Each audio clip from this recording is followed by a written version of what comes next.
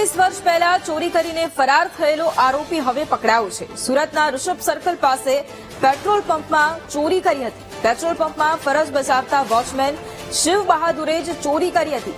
પોલીસને બાતમી મળી હતી કે આરોપી મહાકુંભમાં આવવાનો છે। પોલીસની તપાસમાં આરોપી દિલ્હી હોવાનું સામે આવ્યું। દિલ્હી પહોંચીને પોલીસે આરોપીની ધરપકડ કરી છે। તો સુરતમાં 31 વર્ષ પહેલા ચોરીને અંજામ આપનાર જે ફરાર આરોપી હતો હવે તેની ધરપકડ કરવામાં આવી છે। સુરતના ઋષભ સર્કલ પાસે પેટ્રોલ પંપમાં તેણે ચોરી કરી હતી અને પેટ્રોલ પંપમાં વોચમેન તરીકે શિવ બહાદુર ફરજ બજાવતો હતો। પોલીસને બાતમી મળી હતી કે આરોપી મહાકુંભમાં આવવાનો છે અને પોલીસની તપાસમાં આરોપી દિલ્હી હોવાનું પણ સામે આવ્યું હતું।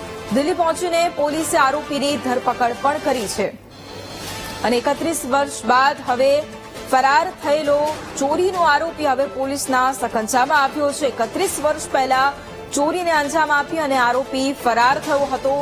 સુરતના ઋષભ સર્કલ પાસે પેટ્રોલ પંપમાં આરોપીએ ચોરી કરી હતી। પેટ્રોલ પંપમાં ફરજ બજાવતા વોચમેન શિવ બહાદુરે જ ચોરીની ઘટનાને અંજામ આપ્યો હતો। પોલીસને બાતમી મળી હતી કે આરોપી મહાકુંભમાં આવવાનો છે। પોલીસની તપાસમાં આરોપી દિલ્હી હોવાનું પણ સામે આવ્યું હતું।